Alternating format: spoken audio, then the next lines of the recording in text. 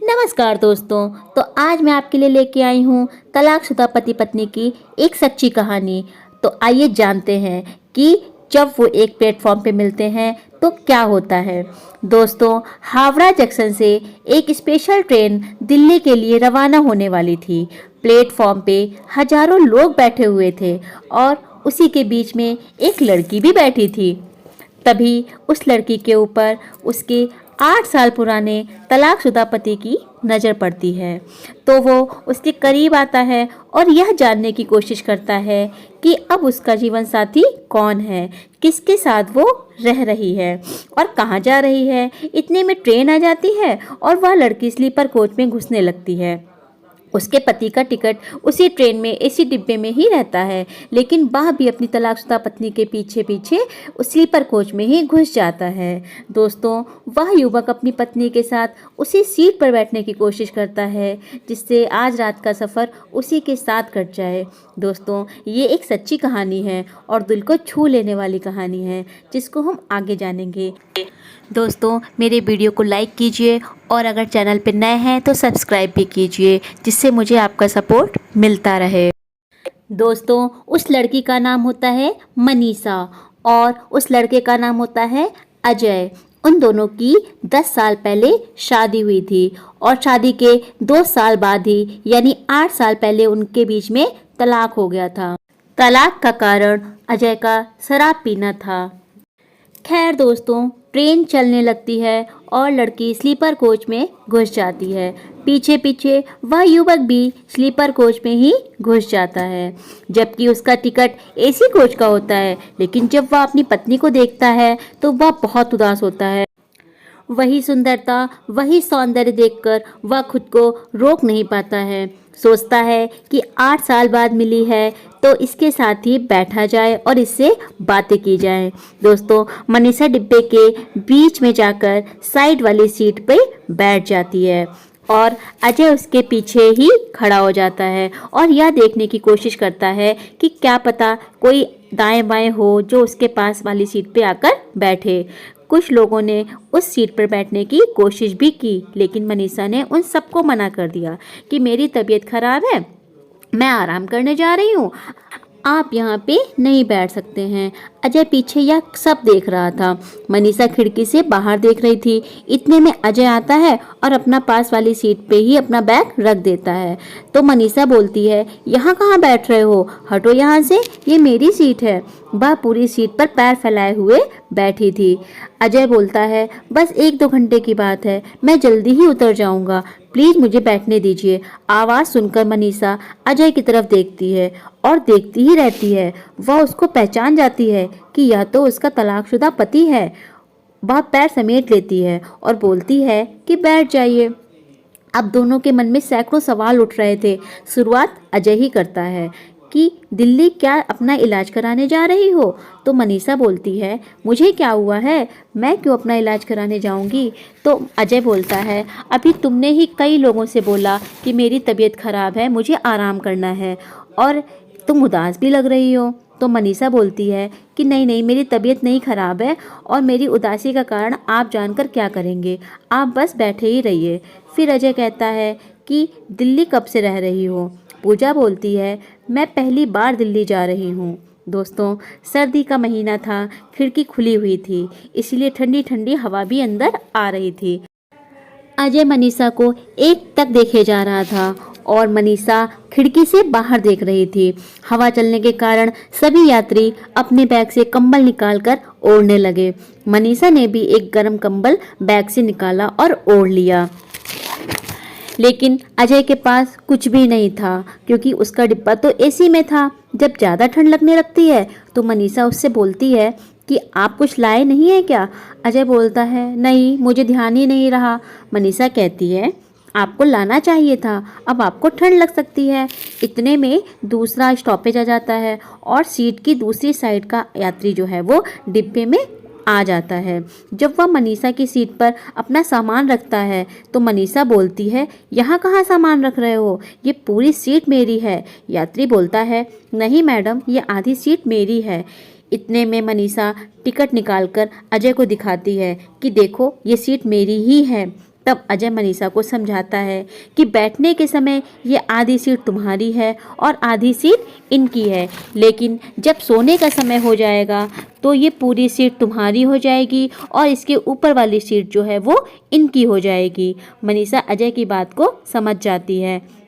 अक्सर ट्रेन में दोस्तों इस बात पे लोगों के बीच में झगड़ा हो जाता है, उनको पता ही नहीं होता है इस बारे में। खैर, तब तक वो यात्री खड़ा ही रहता है। मनीषा के समझने के बाद ही वो यात्री बीच में बैठने की कोशिश करता है, तो मनीषा उससे बोलती है, यहाँ कहाँ बैठ रहे हो, अपनी सीट की तरफ जाओ जहाँ पे आपकी सीट है। तो वो यात्री बैठते बैठते उठ जाता है। अजय उससे बोलता है, भाई साहब आप यहाँ आ जाइए, मैं उठ जाता हूँ। वो यात्री दूसरी विंडो वाली सीट पे जाके बैठ जाता है। इतने में ट्रेन चल पड़ती है। ट्रेन के चलते ही फिर से ठंडक जो है वो ट्रेन में बढ़ने लगती है। उस यात्री ने भी अपना कंबल निकाल कर ओढ़ लिया। ठंडक ज़्यादा बढ़ने पे मनीषा अपना कंबल अजय के पैरों पे डालते हुए बोलती है कि ओढ़ लो, नहीं तो तुम्हारी तबीयत खराब हो जाएगी। अजय बोलता है कि नहीं, मुझे ठंड नहीं लगती है, क्योंकि ठंड के दिनों में मेरी किसी से लड़ाई हो गई थी, तब से मुझे ठंड नहीं लगती है। दरअसल दोस्तों, जब मनीषा और अजय के तलाक नहीं हुआ था, तब एक बार ठंड में दोनों के बीच में रजाई को लेके झगड़ा हो गया था। इस पर मनीषा ने अजय के ऊपर पानी डाल दिया था। बस इसी बात का इशारा अजय का मनीषा की तरफ था। मनीषा बोली, गलती आप ही की रही होगी। यह कहकर मनीषा मुस्कुराने लगी। अजय बोला, नहीं, अगले ने तो मेरे ऊपर पानी डाल दिया था, तो फिर मेरी गलती कैसे हो सकती है। यह सुनकर दोनों हंसने लगते हैं। इसी तरह सफ़र चलता रहता है। धीरे धीरे खाने का समय हो जाता है, तो मनीषा कहती है कि आप कुछ खा लीजिए। अजय कहता है, मैं कुछ लाया ही नहीं हूँ, अगर कोई आएगा तो मैं उससे ले लूँगा, अगर तुम लाई हो तो खा लो। मनीषा कहती है कि हाँ, मेरा तो खाने का समय हो रहा है, और आपका तो कुछ और ही करने का समय हो रहा होगा, जो आपके बैग में रखा होगा।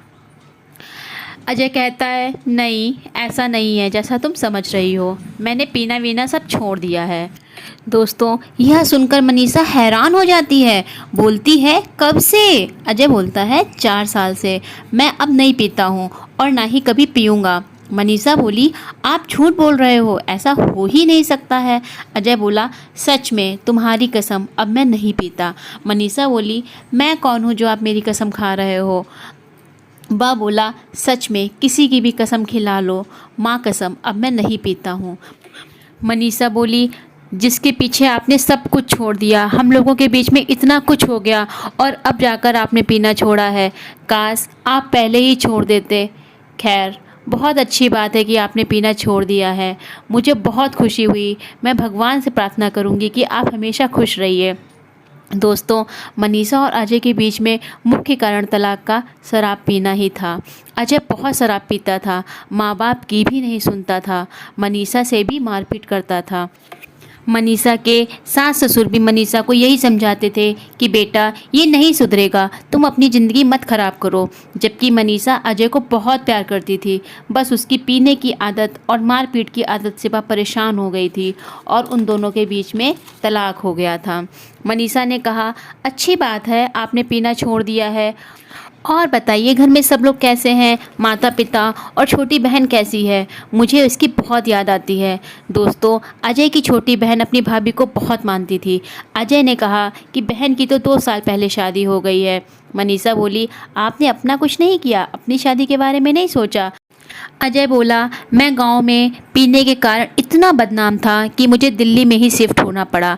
माँ बाप भी मेरे साथ ही रहते हैं, लेकिन पहाड़ जैसी ज़िंदगी है, कट ही नहीं रही है, सोच रहा हूँ अब शादी कर लूँ।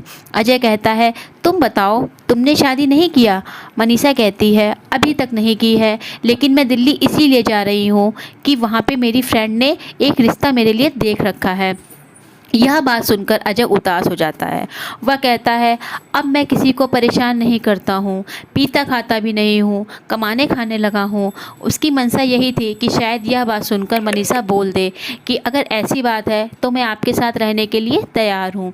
लेकिन मनीषा बोली कि चलिए, यह तो बहुत अच्छी बात है, आप अपनी आदत को बनाए रखिएगा। अब आप शादी कर लीजिए, वो लड़की अब आपके साथ खुश रहेगी, उसको कोई प्रॉब्लम नहीं होगी। मैं प्रार्थना करूँगी कि आपकी शादी जल्दी हो जाए।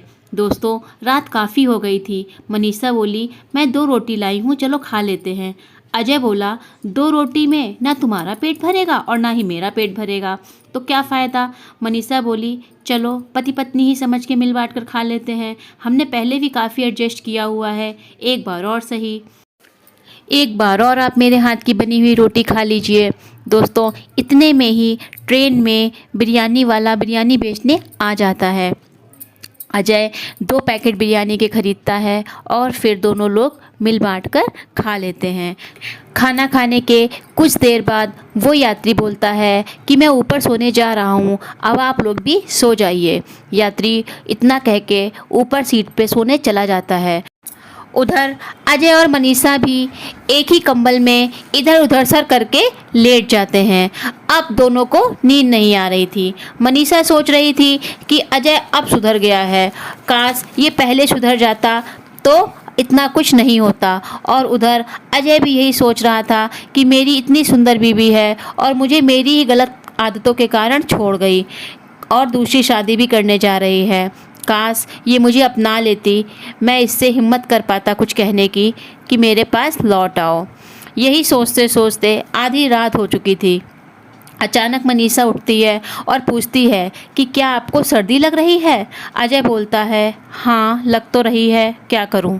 मनीषा अपने बैग से एक मफलर निकालकर अजय को दे देती है और बोलती है, अब आप आराम से सो जाओ। दोस्तों, फिर सुबह हो जाती है। दोनों साथ में चाय पीते हैं, नाश्ता करते हैं।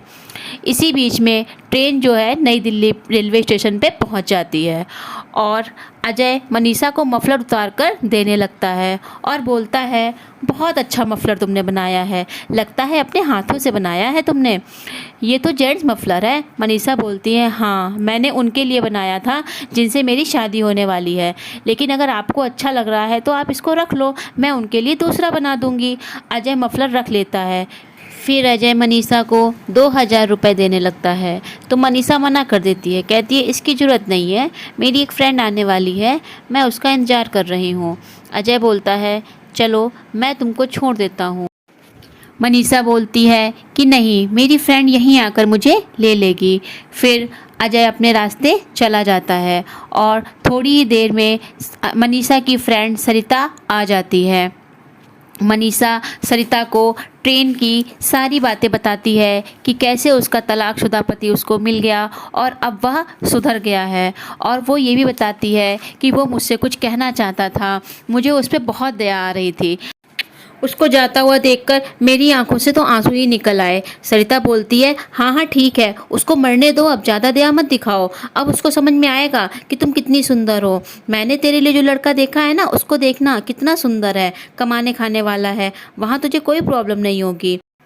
दोस्तों, सरिता मनीषा को अपने रूम पे ले जाती है और उधर अजय भी अपने घर पे पहुँच जाता है। मनीषा और सरिता रात में खूब सारी बातें करते हैं। दोस्तों, अजय की दिल्ली में एक बहुत बड़ी फैक्ट्री थी जिसमें 40-45 लोग काम करते थे। सरिता भी उसी फैक्ट्री में काम करती थी।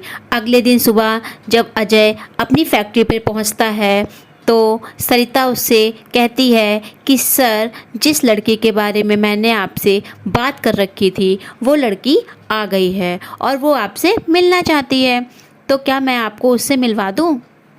अजय बोलता है, हाँ यार मिलवाओ, तुम तो बोलती थी कि वो लड़की बहुत सुंदर है, देखते हैं अगर अच्छी लड़की है तो मुझे क्या प्रॉब्लम हो सकती है, मुझे तो शादी करनी ही है। दोस्तों, सरिता आगे आगे आती है और पीछे से मनीषा भी आती है।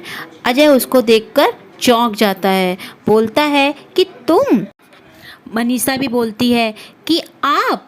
अजय सरिता से कहता है कि क्या ये वो लड़की यही है? सरिता बोलती है, हाँ सर यही है।